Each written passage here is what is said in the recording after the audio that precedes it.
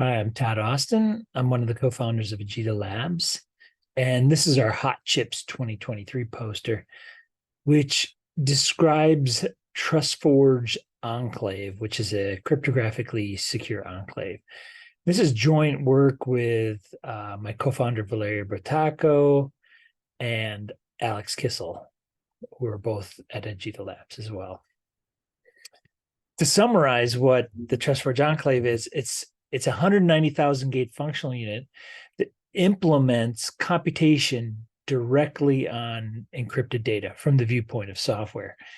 And that has the advantage that it nullifies hacking, because if someone hacks into the system, all they get to steal is crypto ciphertext. And it also advances privacy technology because it allows data to be computed upon that that the system and its operators and the software of that system cannot see. Really unique technology. And you can go to this QR code. That'll take you to vegetalabs.com so you can learn more about this tech. It's currently deployed commercially in AWS and Azure, and it's available today to solve your privacy programming needs. But in this poster, I'll talk about what the technology is, what the technology can do, and then a little bit of details, technical details on how it works. So let's jump in here and take a look at TrustForge. I'm going to zoom in on this aspect of the slides here. All right. So TrustForge is a technology that enables zero trust data sharing, which is a form of data sharing where, for example, this person shares her data with this person who's our TrustForge user, and he can utilize her data to the extent that she allows him to perform particular analyses and what results of those analytics to see, and even when they can be run.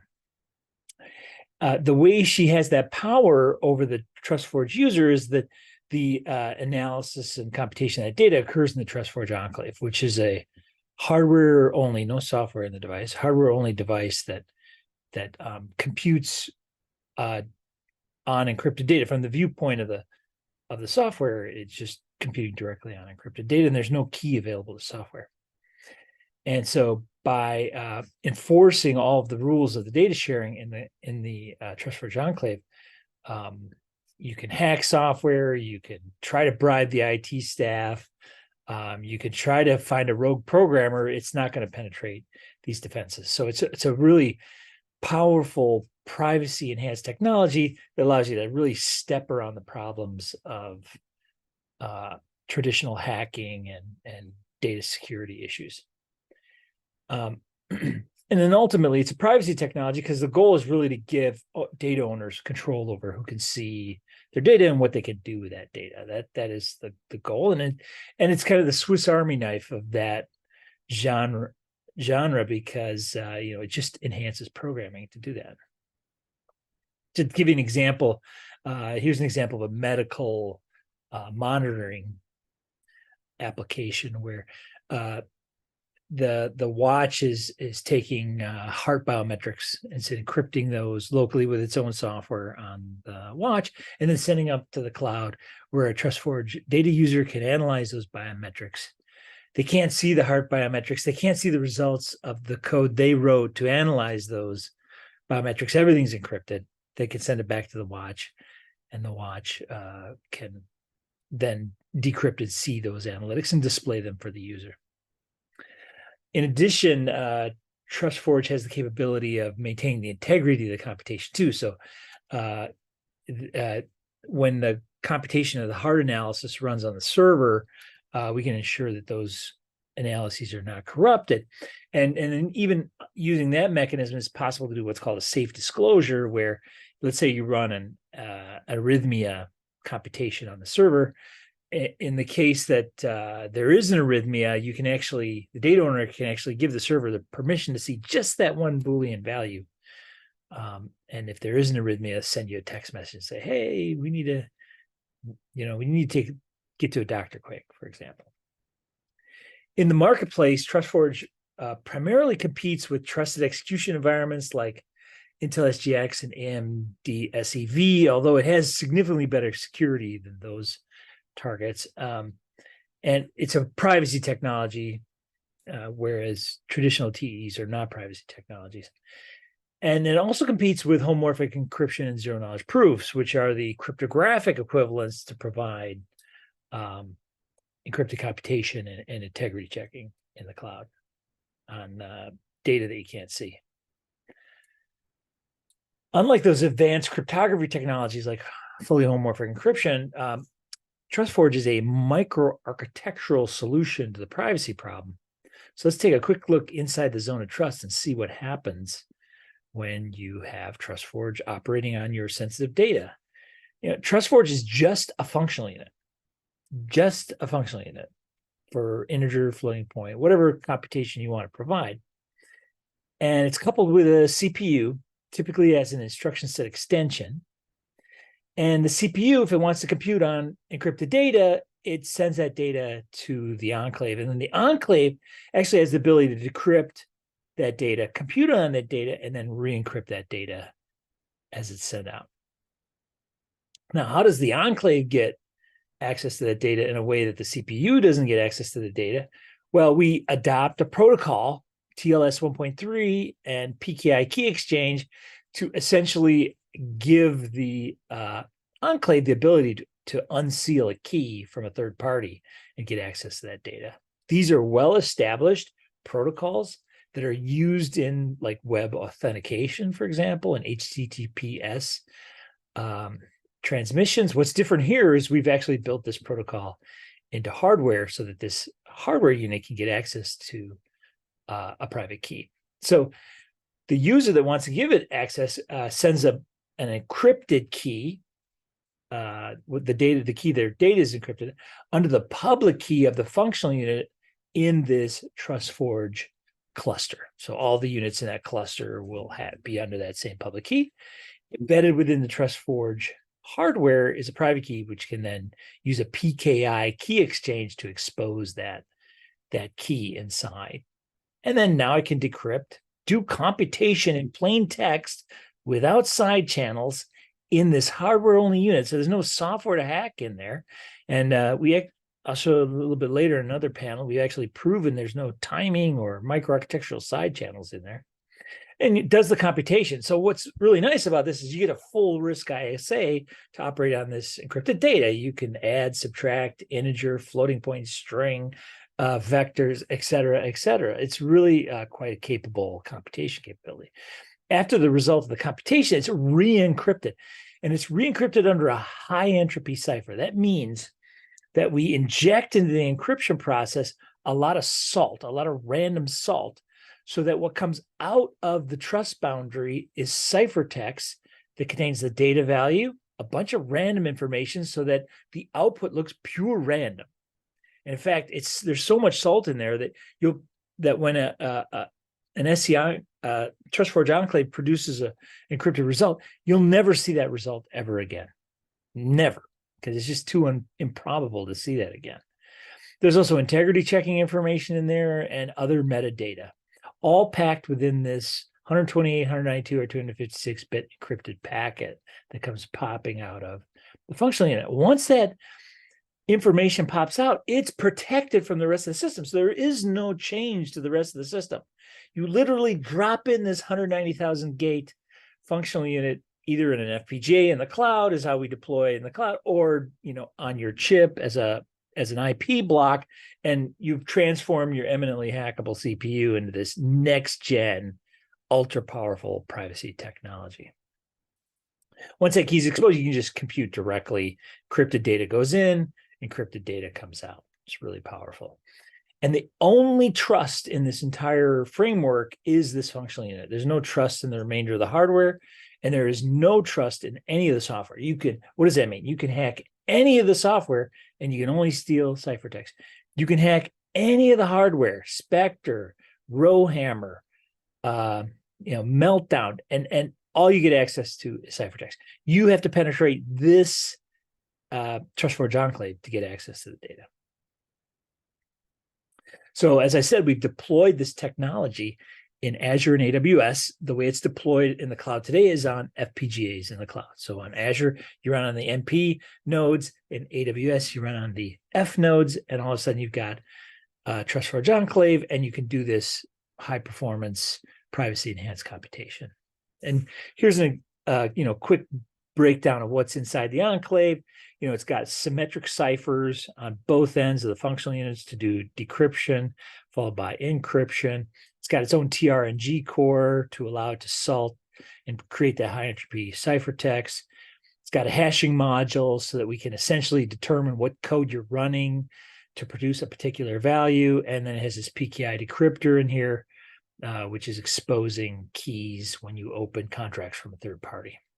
Currently, it's on an AXI bus in both Azure and AWS, but fairly straightforward to adapt this to other bus technologies.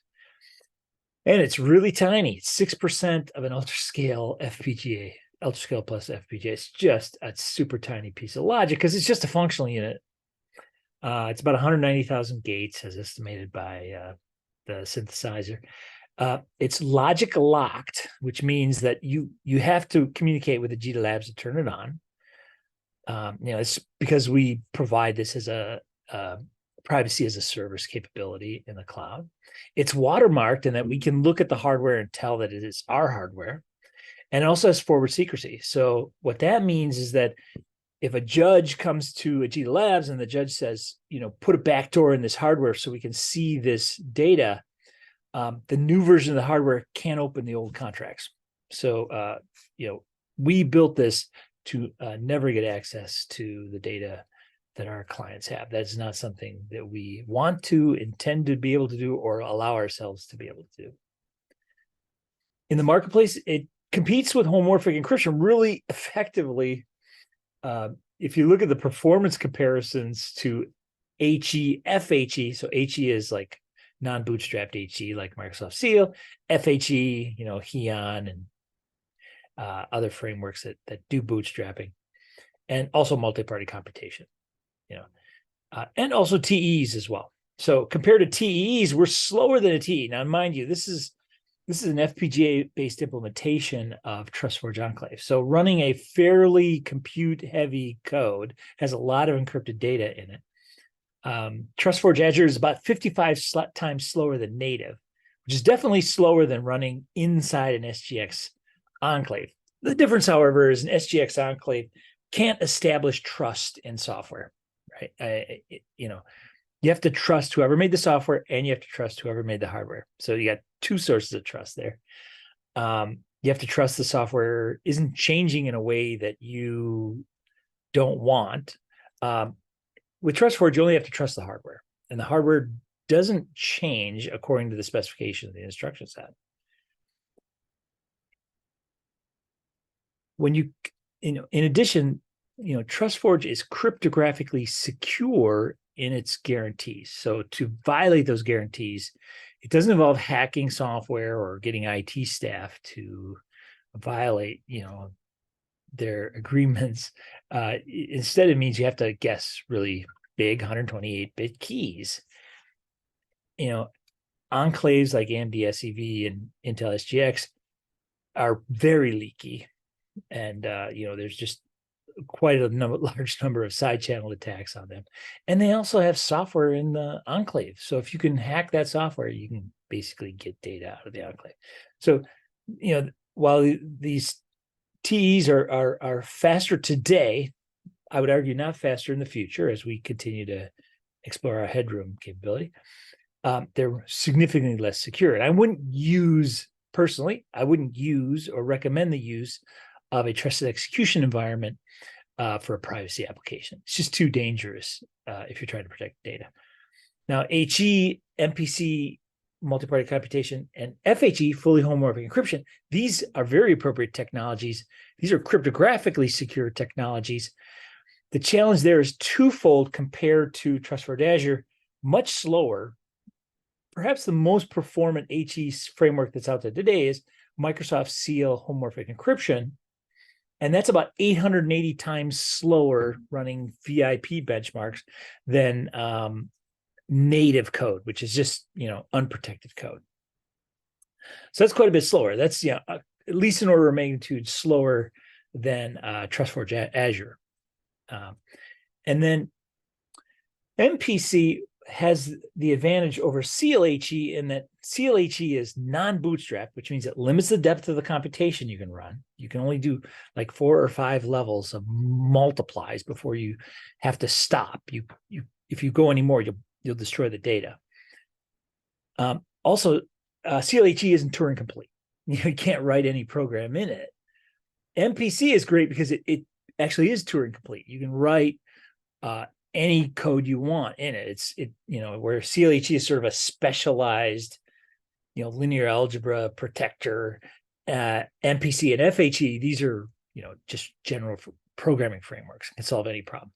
And then you can see that the performance differential is many orders of magnitude between TrustForge Azure, MPC, and significant amount of difference between TrustForge Azure and integer FHE. If you look at Boolean FHE, which is very flexible, you get on the order of tens to 100 million times slower than TrustForge Azure. So TrustForge Azure, it's a great place to be for privacy enhanced computation because it's fairly performant compared to other cryptographically secure environments, and it's much easier to program. But it's also got great headroom, right? This is the slowest implementation of TrustForge Azure and TrustForge AWS, or TrustForge in general, that you will ever see in the world, because we're literally pushing crypto through PCI buses to FPGAs. We're working with Intel to get on some of their next generation integrated FPGA frameworks, and there you're about 3 times faster, about 18x slowdown compared to native. I was at HotChips, very interested in learning about potential silicon partner opportunities. If we get on an SoC as an ASIC, we estimate that we could get in with a 5x of native. And then one of my former PhD students, Lauren Bernanke, who's now an assistant professor at Lafayette College, she did her PhD thesis in part looking at what if we integrate this functional unit into a pipeline and treat it as a first-class functional unit. And she got within 20% of native execution with a variety of really clever optimizations. So, can Boolean FHE get within 20% of native computation? I think is unlikely. It's unlikely. The trade-off there, so why should Boolean FHE exist if TrustForge is okay? The trade-off is as follows. Boolean FHE is a zero trust environment. So it doesn't trust any hardware. It doesn't trust any software. In fact, all of its trust is in its cryptography, which, mind you, is fairly immature cryptography, but eventually it will be mature.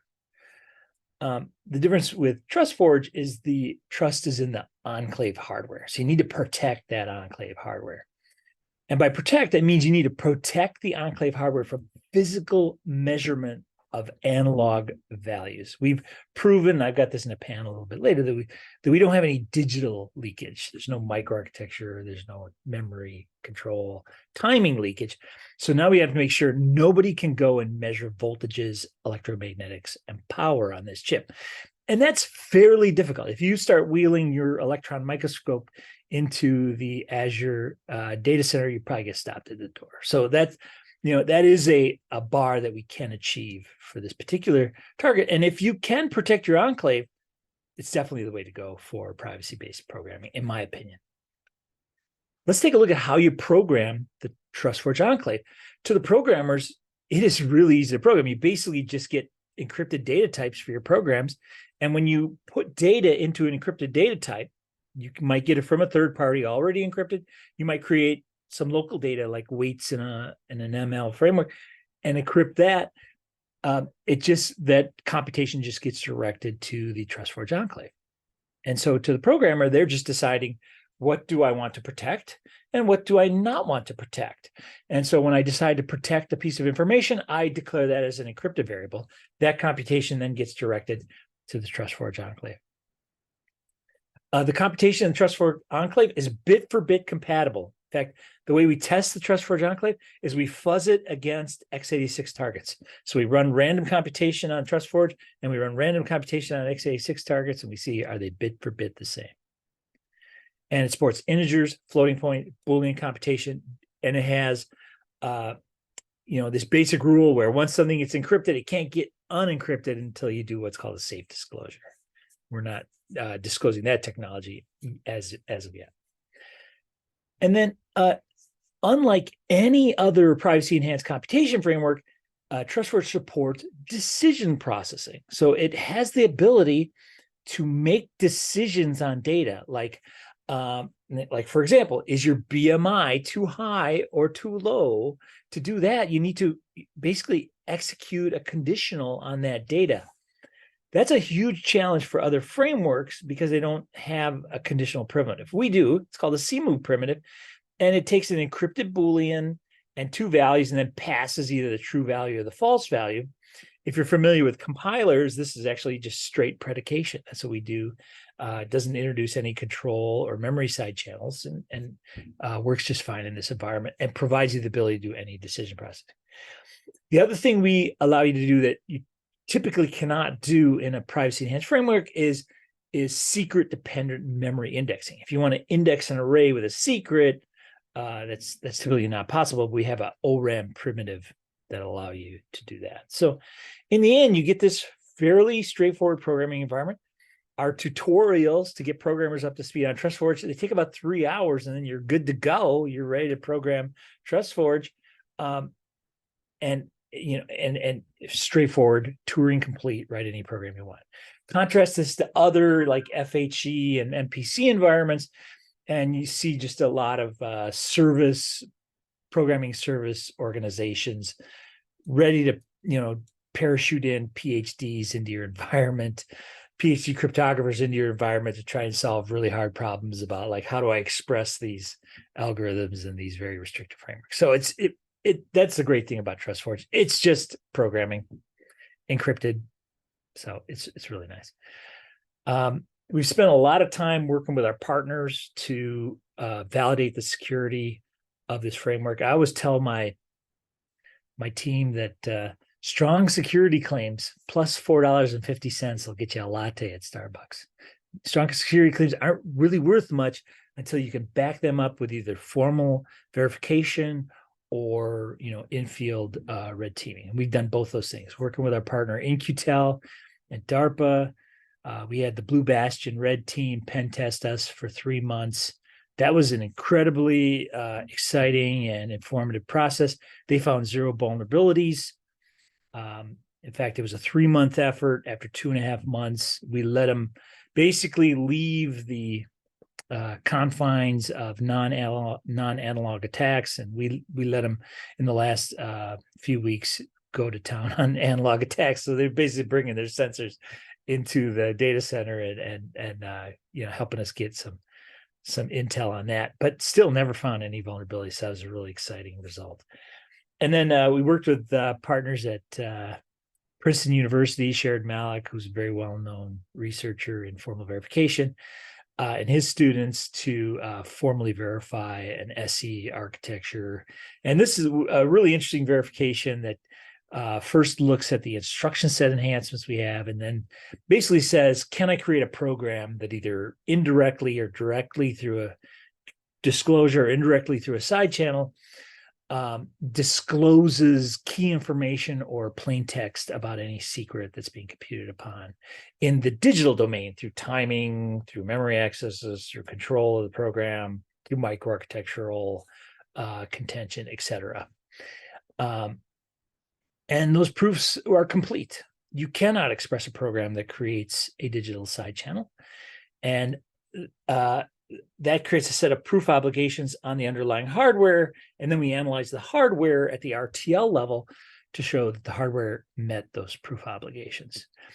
We didn't have to analyze any software because there is no trust in software in this framework. It was purely an analysis of the instruction set, creating any combination of instructions, and then creating a set of proof obligations on the underlying hardware. And that was a really exciting result. And that'll appear in ACM CCS conference in November. I'm really excited to be disclosing all those details in that conference. So that's our poster on TrustForge, the cryptographically secure enclave. I'm really proud of the work we've done at Agita Labs. TrustForge really advances privacy computation technology, making it more performant, easier to program, based on industry standard cryptography. So we know we've got secure frameworks. We've taken great efforts to demonstrate the security of this framework by putting it in the way of highly expert pen testers and very skilled formal verification people. We're working with customers now and really having fantastic luck in taking privacy, existing DevOps in C, C++, Python, JavaScript, and SQL, and then enhancing those DevOps to be privacy oriented, because you want to stop your data breaches, because you want to get access to your customers' data, but you want to assure them that you're not able to breach or see their data. Really fantastic capability. If you'd like to learn more, reach out to Agita Labs or myself, and be glad to connect you with a demo. We've got a digital software twin of the TrustForge Enclave. You can load it right up on your laptop and be playing with it in just a few hours. And then when you deploy in production on the hardware, you can do this in both AWS and Azure. Thanks so much for your time. Take care. Be well.